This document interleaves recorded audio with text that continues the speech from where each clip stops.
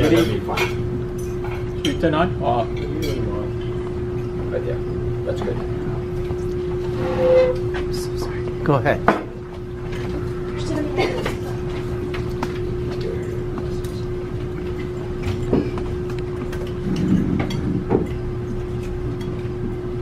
It's near dawn, June 25th, 1876, on the Little Bighorn River in southern Montana. Smoke is rising up from an Indian encampment down on the riverbank, while a force of U.S. military troops, led by General George Armstrong Custer, approaches. Within a few short, terrifying hours, Custer and 270 of his men will lie dead, and an Indian way of life will come to an end. Good morning, Madam Toastmaster, fellow Toastmasters. How did it all come to this? Back in the 1600s and earlier, the Indian tribes in the Americas owned and possessed all of the land in the Americas. They lived on the land as they had for centuries, eating the buffalo that were abundant on the plains, and of course, fighting with each other. But all that was soon to change. For in the early years of the 1600s, immigrants from Europe, from England, from France, from Germany, from Spain, from all over, started arriving on the East Coast. But it didn't take them long to say, we don't have enough room over here on the East Coast, we want more. And so they expanded outward, and every time they encountered Indians, they pushed them off their lands. In fact, in the 1830s, they passed a law, the Indian Removal Act, that said, let's take all the Indians that we encounter and send them way out here to this place they called Oklahoma. And yet, by the 1840s, 7 million immigrants and their descendants had occupied this whole part of what came by then to be known as the United States. 7 million. And then at that point, they started getting lured west, lured by the opportunities in this open land, in places of ways to avoid the crowded East Coast. They call this manifest destiny, the God-given right of white men to go take the land wherever they wanted and kick anybody off that may have already been there, if they resisted the right to exterminate them. Of course, the Indians didn't just give up. They may have been pushed back here, but they fought back, attacking and slaughtering the settlers who were coming in and taking all their lands and had adopted the sport of killing off all the buffalo, such that the Indians had nothing to eat. But for each attack, the military pushed back with deadly reprisals, many of which sought to annihilate the Indians as a race of people. But fight back as they may, the Indians were not able to stop the push of immigrants coming to the West, lured by gold in the mountains of California, by the evolution of a transcontinental railroad. And again, the United States guaranteed them 160 acres free if they just moved from here out to here. Between 1780 and 1870, the United States government entered into 500 treaties with the Indians, promising them security and safety and food and protection if they just leave their native lands and move on to these dedicated reservations that the United States had set up just for them.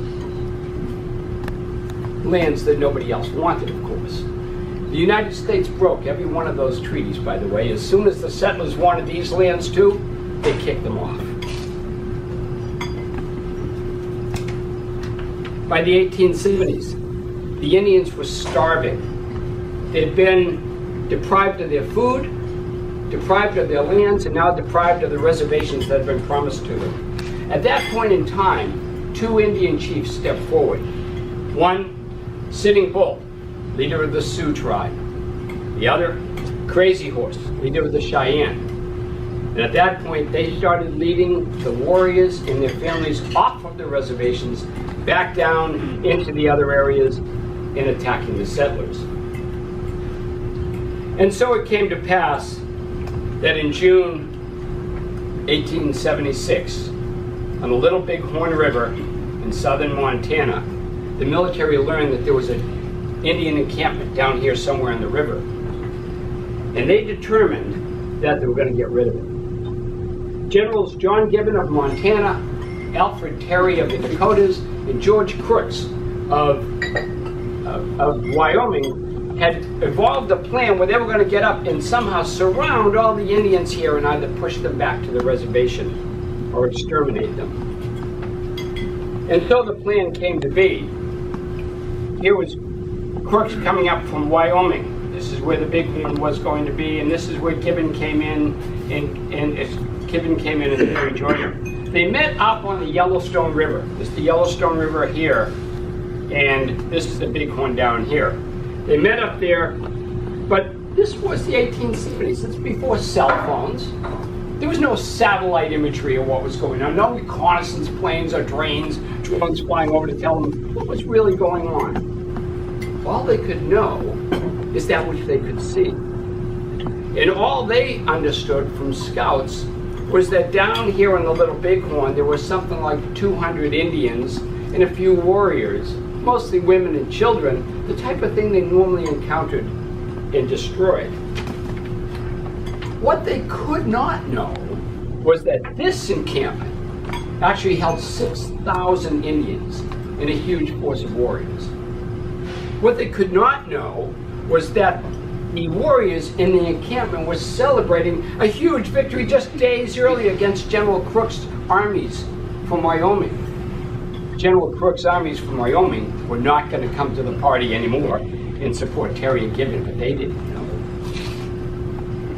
On June 22nd, Terry called upon his most able officer to lead the attack on the Indian encampment. That officer, General George Armstrong Custer. Let me tell you a little bit about Custer. He has a mythical position, but he graduated last in his class at West Point. He was court-martialed numerous times for insubordination, dereliction of duty, and would have been thrown out of the military except for the intervention of the Civil War. Custer, in the Civil War, was riding into battle after battle on ahead of his troops, right into enemy fire. He never got hit, never got shot, but he rescued victory out of all these potential defeats. And he became the darling of the military, the youngest general in United States history at age 23. That was George Custer. But after the Civil War, he fell on hard times. Life was bad for Custer until he said, I got to get back in the military to make a name for himself. He got in, he started making a name for himself by going up into the Blackfoot Reservation up in North Dakota and saying, hey, we found gold there. There was no gold there, but it gave the cover for more settlers from the East Coast to push the Indians off their reservations. Now he was head of the 7th Cavalry, leading 600 experienced troops. Dawn, June 25th, 1876. Custer had come down with his troops and he made a plan. He sent his main lieutenant, Marcus Reno, to attack the Indian settlement here, attack them from the east, push them west. Meanwhile, Custer led his forces to the west and he would cut off the retreat. That was the battle plan. Reno and his men charged down into the Indian encampment as they usually did, firing their guns, killing anything that was moving. But rather than fleeing to the west as they expected, a force of Indian warriors attacked back, drove Reno and his forces up the hills through the trees, killing 40 of them as Reno tried to get away. Reno and his men were able to get a little defensive position on top of a hill. Meanwhile, the Indians regrouped and getting ready to attack Reno again. But then they heard off over here in the west, they could hear gunfire. The other warriors were engaging Custer's troops up here. Custer's troops were encountering the entire Indian force. As Custer's troops pushed through the hills here, they were getting picked off by Indian rifle fire and arrows. Again and again, they tried to find some place that they could get safe, but they kept getting trapped. And slowly but surely, the Indians surrounded their position and started to close the loop. Before long, Custer and his men found themselves below a hilltop, and within minutes, all of them were dead, less than the time that I have been speaking this this morning. At this point, the Indians spun around. They hadn't forgotten about Reno. They went back and were going to get Reno and take care of him and his troops. But they got there, reinforcements had reached Reno. So the Indians gathered up the encampment out of the Little Bighorn and headed out of the valley. In just 2 hours, Custer and 270 of his men lay dead. A tremendous victory for the Indians. But they lost the war. Within months, Crazy Horse was killed. Soon after, so was Sitting Bull. Their way of life destroyed, their leaders gone, starving, the Indians returned to the reservation, which most would never leave. As for Custer, Custer would just be a footnote to history, if not for his wife, who created this myth of Custer's last stand. Those who knew better said he got what he deserved. A monument stands at the top of that hill now with the name of Custer and all 270 of his troops. Nearby, another monument recognizes the Indians that died that day and their culture that died with them. So what does it all mean? What do we take away from the Battle of Little Bighorn? Well, perhaps it is that when cultures clash, only the strong survive. So it was with the Romans versus the Christians versus the Jews, the whites versus the blacks, men versus women, gays versus straights, nationals versus immigrants, and yes, the Westerners versus the Indians. Battles may be won, but it's the strong that always win the war. Only through the possible assimilation with the winning culture can a weaker culture possibly, by assimilating inside, find a chance for respect, recognition, and yeah, maybe even equality.